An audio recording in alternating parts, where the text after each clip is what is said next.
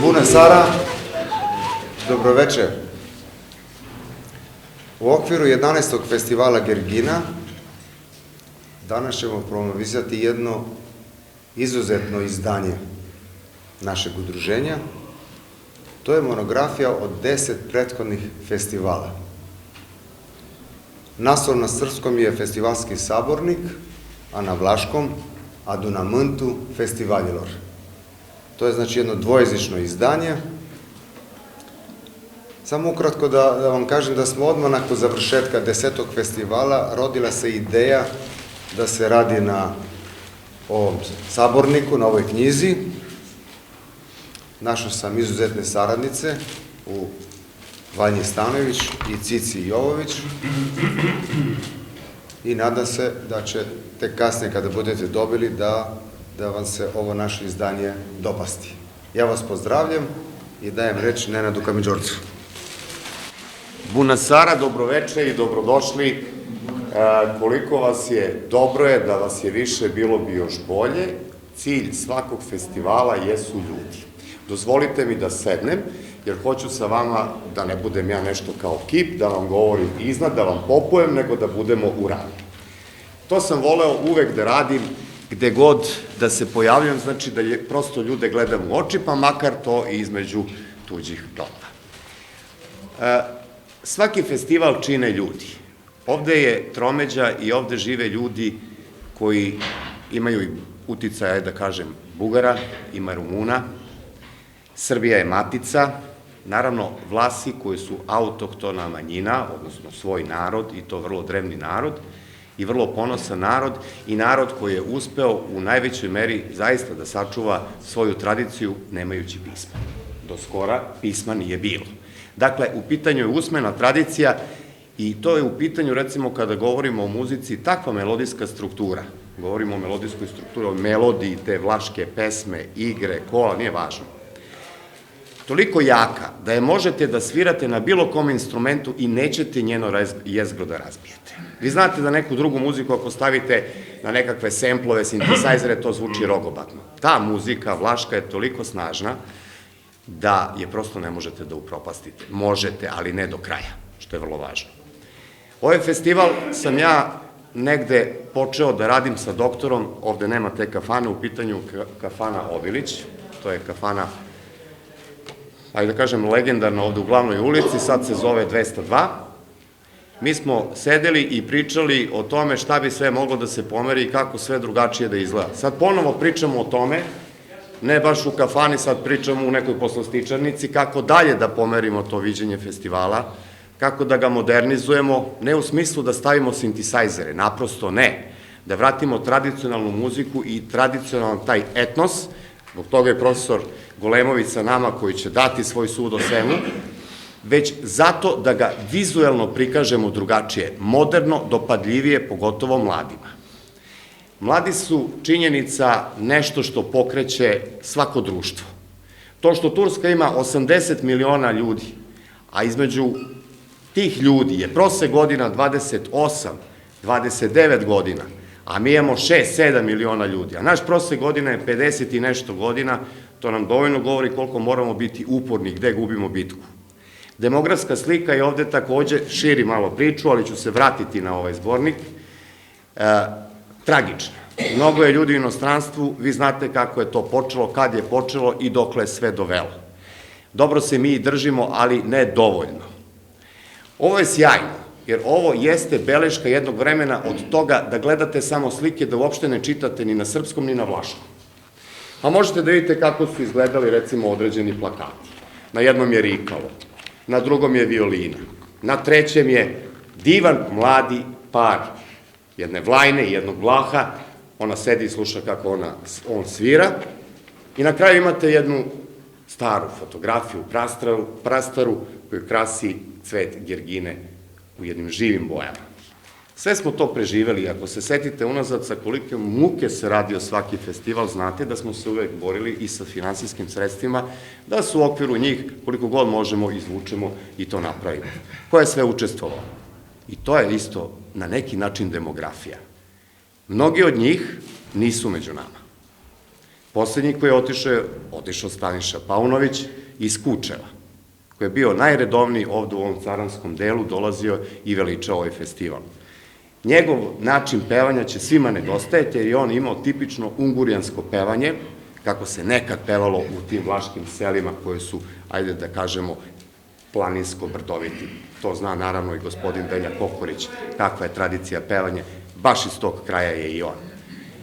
I da, tu je bio Domaćinović, tu su bili mnogi drugi ljudi koji su obeležili i koji su vama postali heroji. Ujedno, obogatili su kompletnu srpsku muziku. Svi su oni ovde. Meni je žao što su neki posustali u svemu ovome. Recimo, Violeta Marinović, sjajna violinistkinja iz Jabukovca, koju sam prvi put gledao na Mokranjčevim danima ispred crkve u Mokranju i koja je zaista postala nešto što je obeležavalo ovaj festival. Ima još sjajnih violinistkinja po inostranstvu, ali oni odu u Beč i više neće da se vrate. E pa taj Beč bi mogao jednom godišnje da se izostavi i da dođu ovde, da ipak počaste svoj narod muzikom koju izvode i da vidimo koliko su sazreli. Ono što je dobro, imamo i možemo da se pohvalimo, da smo od prvog festivala doveli, sad ko voli, ko ne voli, ali jednog od najboljih harmonikaša Rumunije, Jonika Minunea, koji ima veliku karijeru, možemo da kažemo svetsku. Zatim smo doveli jednog od najboljih svirača na Panovoj fruli, to je mlad momak, a vi ga se sećate, i najbolji Rado Nikifor, koji je najbolji učenik bio Georgi Zamfira, pa sve redom. Pa do prošle godine, kad su nam došli cincari iz Makedonije, pa su nam dolazili ljudi koji su opet svirali vlašku muziku iz nekih krajeva, da niste ni pomislili da ima Vlaha. Ja moram da kažem da je stvarno čovek koji ima turbinu i strašne napore podnosi da bi sve to izvuklo, jeste doktor Siniša Čelević. Mnogo puta se konsultujemo, mnogo puta se ne konsultujemo, ali ja mogu da kažem da on preuzme na sebe 80% i odgovornosti, u smislu da ti ljudi organizaciono budu prihvaćeni, da budu dovedeni i da imate festival ovakav kakav jeste, a ne mogu da kažem da nikad nije, uvek nas konsultuje i uvek traži naše mišljenje stručno, da li mi to trebamo da postavimo, da li ne trebamo da postavimo, ja vas molim da isključite telefone. Ovo je ozbiljna priča, ja vas molim da ovaj zbornik imate kod sebe kući, preporučite ih i drugima. Oni koji smatraju da je ovaj Vlaški festival veoma važan, jer je ovo jedan fini preglednik ko je sve tu boravio, ko je sve tu dolazio. Prošle godine smo imali i veliku čast, dugo se opirao, ali ipak je došao, to je sin Slobodana Božinovića i to je nešto što smo mogli da čujemo kako je svirao nekad otac, a kako svira sin. Mogu da kažem da i jedan i drugi sviraju sjajno. Ja bi sada, jer znate da je kasnije koncert, sve ostalo ćete pročitati ovde, neću da vas davim, ja sam hteo samo da napravim jedan rikverc, kako se to moderno kaže, da se vratimo unazad, ali ne smemo da imamo samo to da gledamo unazad. Nemojte da mislite da sve što se piše, da će to će ostati ili neće ostati. Važna su sećanja ljudi, a mali gradovi odlično čuvaju sećanja i bez pisanja. Mnogo je važnije da gledamo unapred, da ovaj festival oživimo, da ga modernizujemo i da dobijemo nešto što će svima biti drago da dođu već po navici, prvog, odnosno drugog i trećeg dana Uskrsa i da uveličaju ovu proslavu, jer to u suštini zaista ni karte nisu skupe i mislim da je to red. Eto, hvala vam. Ja bih sad dao reč profesoru Golemoviću, jer mislim da on ima mnogo toga da kaže, ali eto, koliko vreme dozvoljava. Hvala na reči.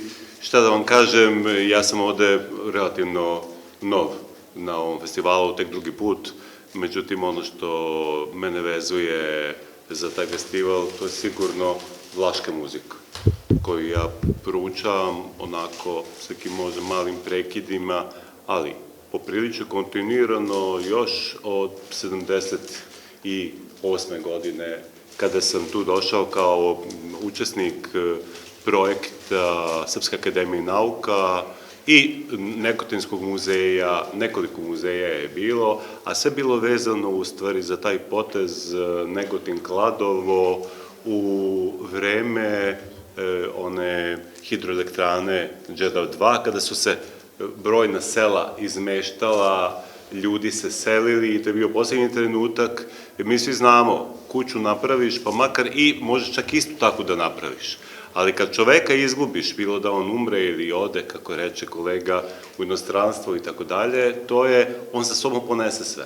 I u principu, kada ljudi govore o materijalnoj, duhovnoj kulturi, ja se ne slažem sa tim da postoje dve kulture. Ja smatram da je sve duhovna kultura, jer i ona kuća koja se napravi, to je proizvod duha nečijega. Nikad se ona ne bi napravila da nije rođena u glavi. Prema tome, sve je to duhovna kultura i kažem, kad čovjek nestane, bilo da se izmesti, bilo da umre ili tako dalje, nestane to. A da ga premestiš 100 metara, znam, u Brzoj Palanci, gore se na brdu napravilo to naselje i sve. Znate šta, to su ljudi koji postaju obeskorenjeni kad ga ti izvučeš iz njegovog korena. Slično se osjećaju i naši ljudi koji odu u inostranstvo. Oni imaju čak i veliki problem neke dve domovine.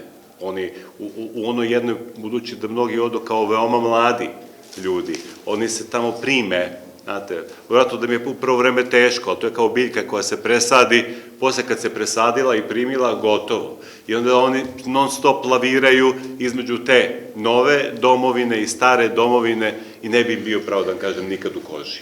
Nije njima uopšte lako. Ali mi smo njih na neki način izgubili. To su ljudi koji kada odu često potpadaju pod uticaj novokomponovane muzike i tako dalje. I smatram ovaj festival veoma vrednim i smatram da bi na tome u stvari trebalo još više raditi, veoma vrednim sa aspekta gajenja tradicionalne vlaške muzike. I tu sam spreman da pomognem, ako ništa drugo, znate šta, mnogo toga se izgubilo.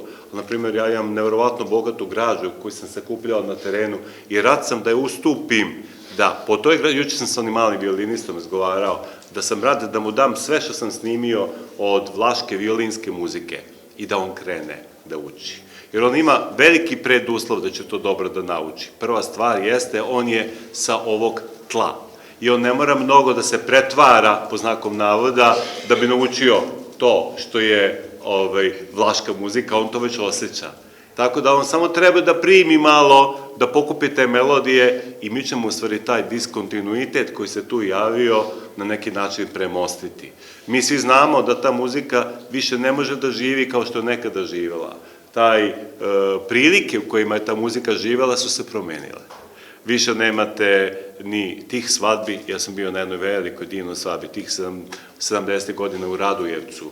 Ono kad ide od traktora, iza njega prikolica, u prikolici takozvana kombinovana soba. I darodavci sede ovako, znate, sede, ima kauč u prikolici, traktorska prikolica.